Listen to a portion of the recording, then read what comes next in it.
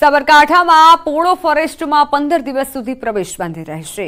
વિજયનગરના પોળો ફોરેસ્ટમાં પ્રવાસીઓ માટે બંધી, જ્યારે ઉપરવાસમાં વરસાદના કારણે વણજ જળાશયમાં આવક વધુ છે। નદી મારફતે અવારનવાર 2000 થી 3000 ક્યુસેક પાણી નદીમાં છોડાઈ રહ્યું છે।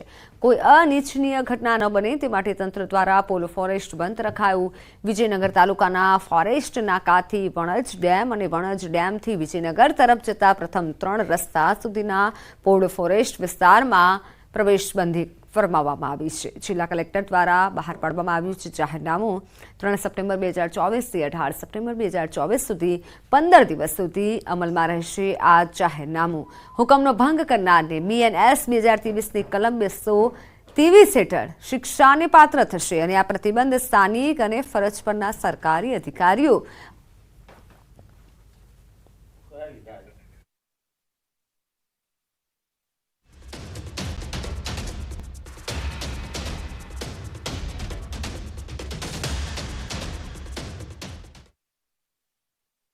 સટ્ટા કૌભાંડમાં ખુલાસો થયો છે। દીપક ઠક્કરની અનેક મિલકતોનો ખુલાસો થયો છે। દીપક ઠક્કરને 14 સંપત્તિ હોવાનો ખુલાસો। પોતાના અને પરિવારના નામે સંપત્તિ છે। દુબઈમાં પણ મિલકત વસાવી હોવાનો ખુલાસો। દીપક ઠક્કરે દુકાનો, મકાન અને પ્લોટ વસાવ્યા।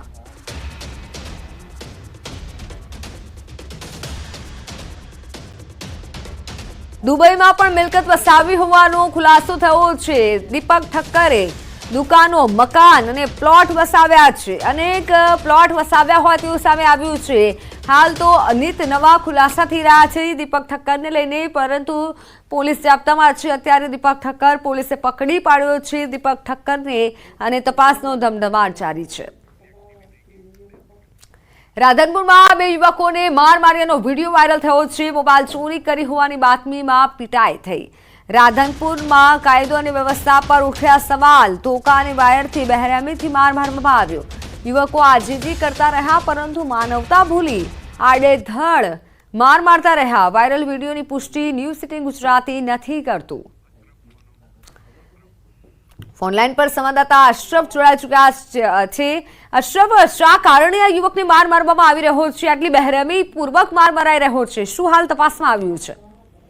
બિલકુલ મિત્તલ, બંને યુવકોને માર મારવાનું અત્યારે મુખ્ય કારણ સામે જે આવ્યું છે કે મોબાઈલ ચોરીના આરોપમાં બંને યુવકોને તાંબલા સાથે બાંધીને મારવામાં આવી રહ્યા છે। વિડીયો વાયરલ આતંકિત શહેરનો થઈ શકે છે। વિલેજ 3 રસ્તા છે, ત્યાં ભંગારનો એક વાડો છે, ત્યાંનો આ વિડીયો હોવાનું સામે આવી રહ્યો છે। પરંતુ ચોક્કસ કહીએ કે રાધનપુરમાં કાયદો અને વ્યવસ્થા ઉપર સવાલો ઉઠ્યા છે, કારણ કે જો આ યુવકોએ મોબાઈલ ચોરી કર્યા હતો તે લોકોને પોલીસ સ્ટેશનને જઈને પોલીસને સોંપવામાં જોઈતા હતા, પરંતુ જે યુવકો 3 થી 4 માર્યા છે તેઓ પોતે કાયદો હાથમાં લઈને ક્યાંક કાયદાનું ઉલ્લંઘન કર્યો છે। એટલે કહીએ કે હાથમાં જે પ્લાસ્ટિકની પાઇપ આવે છે, એટલે નહીં કહેતા કે ટાંકણાની માર ક્યાંક ભારે પડે છે, એટલે કે જે પાઇપ વડે મારવામાં આવે છે તે પાઇપ ક્યાંક જે યુવક માર ખાઈ રહ્યા છે તેનો ચામડો ઉખેડી નાખે તેવી પાઇપ છે। એટલે ચોક્કસ કહીએ કે ક્યાંક માનવતા નેવે મૂકી છે અથવા માનવતા ભૂલી ગયા છે। એટલી હદે બેરહેમીથી બંને યુવકોને મારવામાં આવ્યો છે। બીજી બાજુ સ્થાનિક પીઆઈનો ટેલિફોનિક સંપર્ક કરવામાં આવ્યો હતો। સમગ્ર વિડીયો બાબતે તેમને હાલ કોઈ ધ્યાન ન હતું, પરંતુ ધ્યાને આવતા તે લોકો વિડીયોને લઈને તપાસ હાથ ધરી છે। મિત્ર,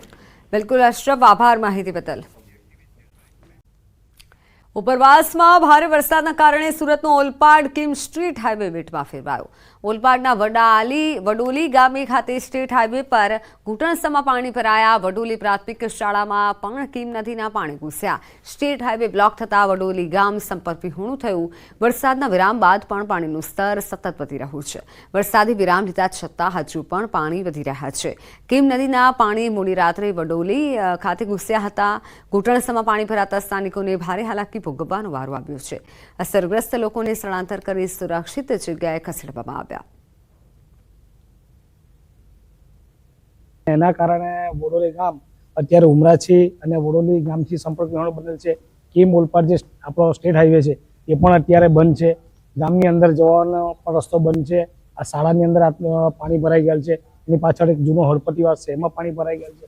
પાણી પીવાનો જે સમ છે એ સમમાં પાણી ભરાઈ ગયેલ છે। એટલે આમ કહીએ તો એક બેટ જેવી પરિસ્થિતિ બની છે। રાજકોટમાં GMSCLના ગોડાઉનમાં મોટી બેદરકારી સામે આવી છે. દવાનો જથ્થો પલળી ગયો હોવાનું સામે આવ્યું. સરકાર દ્વારા મોકલવામાં આવેલ દવાનો જથ્થો પલળી ગયો. ગોડાઉનની બહાર રાખવામાં આવ્યો હતો દવાનો જથ્થો. સર્જિકલ વસ્તુઓને પણ નુકસાન પહોંચ્યું હોવાના દ્રશ્યો. PPE કિટ ખુલ્લી રાખવામાં આવતા નુકસાની પહોંચી છે. ત્યારે જુલાઈ 2024માં મેન્યુફેક્ચરિંગ થયેલી દવાઓનો જથ્થો પલળી અને નુકસાન પામ્યો. જુલાઈ 2024માં મેન્યુફેક્ચરિંગ થયેલી દવાઓ જે 2026માં એક્સપાયર થવાની છે તે પણ પલળી ગઈ હોવાનું સામે આવ્યું.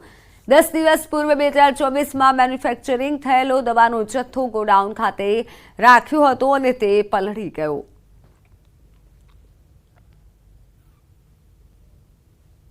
ગરીબોને મધ્યમ વર્ગીયોને મફતમાં સારવાર મળી રહે તે માટે હજારો કરોડ રૂપિયાનું બજેટ છે તે રાજ્ય સરકાર દ્વારા ફાળવવામાં આવે છે. ને આપને હું મારી પાછળના જે દ્રશ્યો છે બતાવી રહ્યો છું. આ દ્રશ્યો છે રાજકોટ મોરબી હાઈવે ઉપર આવેલા GMSCLના ગોડાઉનના દ્રશ્યો છે. જોઈ શકો છો કે કઈ રીતે PPE કિટનો જથ્થો સાથોસાથ જે ઇન્જેક્શનનો જથ્થો છે જોઈ શકાય છે કે કઈ રીતે ટાયરની અંદર જાણે કે અહીંયા ભંગાર પડ્યો હોય તે હાલતની અંદર અહીંયા પડ્યો છે. અહીંયા જોઈ શકાય છે કે કઈ રીતે જે આ ગ્લોવ્સ છે તે પણ કઈ હાલતની અંદર અહીંયા પડેલા જોવા મળી રહ્યા છે. જાણે કે ભંગારનો સામાન રાખવામાં આવ્યો હોય તે પ્રકારના દ્રશ્યો છે તે ખાસ કરીને સામે આવી રહ્યા છે. બીજી તરફ આપને હું આ દ્રશ્યો બતાવવાનો પ્રયત્ન કરી રહ્યો છું. જોઈ શકાય છે કે વરસાદી પાણીની અંદર આજે જે કીટો છે ખાસ કરીને જે ટ્યુબ છે તે પલળી ગઈ હોવાનું છે તે સામે આવ્યું છે. અન્ય જે એક્સપાયર થયેલો માલ છે તે પણ અહીંયા જોવા મળી રહ્યો છે. ખાસ કરીને આપ જોઈ શકો છો કે આનું મેન્યુફેક્ચરિંગ છે તે માર્ચ 2020માં કરવામાં આવ્યું હતું અને આનું એક્સપાયરી છે તે ફેબ્રુઆરી 2022માં કરવામાં આવ્યું છે. આમ અનેક દવાનો જથ્થો છે કે જે એક્સપાયર થઈ ચૂક્યો છે. એક્સપાયર થઈ ચૂક્યો જે જથ્થો છે તે અંદાજિત 5 વર્ષથી અહીંયા પડ્યો હોવાનું છે તે સામે આવ્યું છે. બીજી તરફ અન્ય પણ હું આપને દ્રશ્યો બતાવવાનો પ્રયત્ન કરી રહ્યો છું કે કઈ હાલતની અંદર GMSCLના ગોડાઉનની અંદર કયા પ્રકારની સરકારી દવાનો જથ્થો કયા પ્રકારે રાખવામાં આવ્યો છે.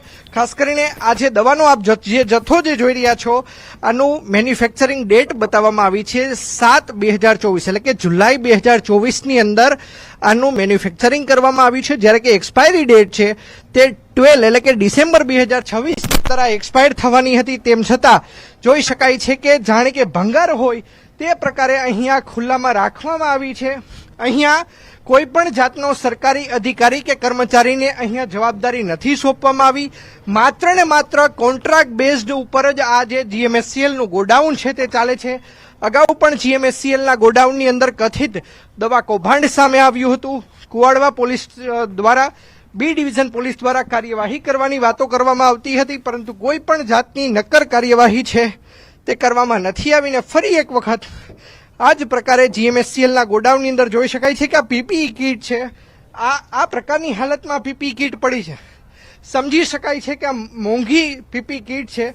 પ્રજાના પૈસે જે લોકો ટેક્સ ચૂકવે છે આ લોકોના ટેક્સમાંથી સરકાર છે તે ખરીદ કરતી હોય છે ને ત્યારબાદ જરૂરિયાતમંદ દર્દીઓ સુધી આ પહોંચાડવામાં આવતી હોય છે. જોઈ શકાય છે કે PPE કિટનો જથ્થો કયા પ્રકારે રાખવામાં આવ્યો છે, દવાનો જથ્થો છે તે કયા પ્રકારે રાખવામાં આવ્યો છે. આ દ્રશ્યો છે તે GMSCLના ગોડાઉનની અંદર આ સામે આવ્યા છે. ત્યારે GMSCLના ઉચ્ચ અધિકારીઓ દ્વારા કે જે ગાંધીનગર ખાતે બેસે છે તેમના દ્વારા કોઈ કડક પગલાં લેવામાં આવે છે કે કેમ તે જોવું અતિ મહત્વનું બની રહેશે. અંકિત પોપટ, ન્યૂઝ 18 ગુજરાતી, રાજકોટ. સાબરકાંઠામાં પોળો ફોરેસ્ટમાં 15 દિવસ સુધી પ્રવેશ બંધી રહેશે. વિજયનગરના પોળો ફોરેસ્ટમાં પ્રવાસીઓ માટે બંધી. જ્યારે ઉપરવાસમાં વરસાદના કારણે વણજ જળાશયમાં આવક વધુ છે. નદી મારફતે અવારનવાર 2000 થી 3000 ક્યુસેક પાણી નદીમાં છોડાઈ રહ્યું છે. કોઈ અનિચ્છનીય ઘટના ન બને તે માટે તંત્ર દ્વારા પોલો ફોરેસ્ટ બંધ રખાયું. વિજયનગર તાલુકાના ફોરેસ્ટ નાકાથી વણજ ડેમ અને વણજ ડેમથી વિજયનગર તરફ જતા પ્રથમ 3 રસ્તા સુધીના પોલો ફોરેસ્ટ વિસ્તારમાં પ્રવેશબંધી ફરમાવવામાં આવી છે. જિલ્લા કલેક્ટર દ્વારા બહાર પાડવામાં આવ્યું છે જાહેરનામું. 3 સપ્ટેમ્બર 2024 થી 18 સપ્ટેમ્બર 2024 સુધી 15 દિવસ સુધી અમલમાં રહેશે આ જાહેરનામું. હુકમનો ભંગ કરનારને BNS 2023ની કલમ 223 હેઠળ શિક્ષાને પાત્ર થશે અને આ પ્રતિબંધ સ્થાનિક અને ફરજ પરના સરકારી અધિકારીઓ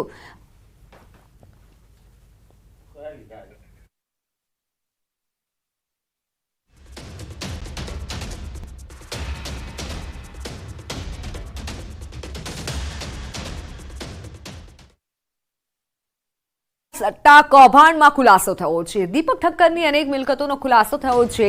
દીપક ઠક્કરની 14 સંપત્તિ હોવાનો ખુલાસો. પોતાના અને પરિવારના નામે સંપત્તિ છે. દુબઈમાં પણ મિલકત વસાવી હોવાનો ખુલાસો. દીપક ઠક્કરે દુકાનો, મકાન અને પ્લોટ વસાવ્યા.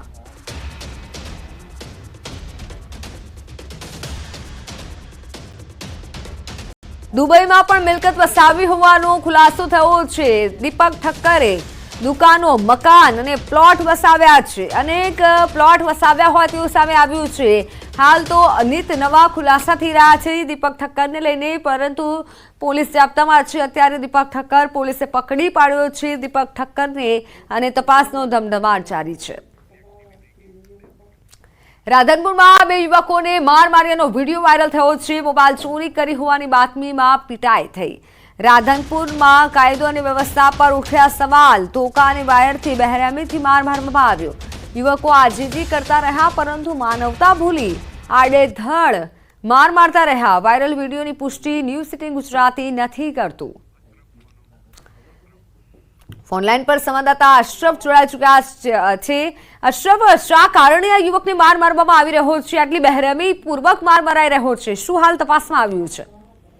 બિલકુલ મિત્તલ, બંને યુવકોને માર મારવાનું અત્યારે મુખ્ય કારણ સામે જે આવ્યો છે કે મોબાઈલ ચોરીના આરોપમાં બંને યુવકોને તાંબલા સાથે બાંધીને મારવામાં આવી રહ્યા છે. વિડીયો વાયરલ આતંકિત શહેરનો થઈ શકે છે. વિલેજ 3 રસ્તા છે, ત્યાં ભંગારનો એક વાડો છે, ત્યાંનો આ વિડીયો હોવાનું સામે આવ્યો છે. પરંતુ ચોક્કસ કહીએ કે રાધનપુરમાં કાયદો અને વ્યવસ્થા ઉપર સવાલો ઉઠ્યા છે. કારણ કે જો આ યુવકોએ મોબાઈલ ચોરી કર્યા હતો તે લોકોને પોલીસ સ્ટેશનને જઈને પોલીસને સોંપવામાં જોઈતા હતા, પરંતુ જે યુવકો 3 થી 4 માર્યા છે તેઓ પોતે કાયદો હાથમાં લઈને ક્યાંક કાયદાનું ઉલ્લંઘન કર્યું છે. એટલે કહીએ કે હાથમાં જે પ્લાસ્ટિકની પાઇપ આવે છે, એટલે નહીં કહેતા કે કાંકડાની માર ક્યાંક ભારે પડે છે, એટલે કે જે પાઇપ વડે મારવામાં આવે છે તે પાઇપ ક્યાંક જે યુવક માર ખાઈ રહ્યા છે તેનો ચામડો ઉખેડી નાખે તેવી પાઇપ છે. એટલે ચોક્કસ કહીએ કે ક્યાંક માનવતા નેવે મૂકી છે અથવા માનવતા ભૂલી ગયા છે. એટલી હદે બેરહેમીથી બંને યુવકોને મારવામાં આવ્યો છે. બીજી બાજુ સ્થાનિક પીઆઈનો ટેલિફોનિક સંપર્ક કરવામાં આવ્યો હતો. સમગ્ર વિડીયો બાબતે તેમને હાલ કોઈ ધ્યાન ન હતું, પરંતુ ધ્યાને આવતા તે લોકો વિડીયોને લઈને તપાસ હાથ ધરી છે. મિત્ર,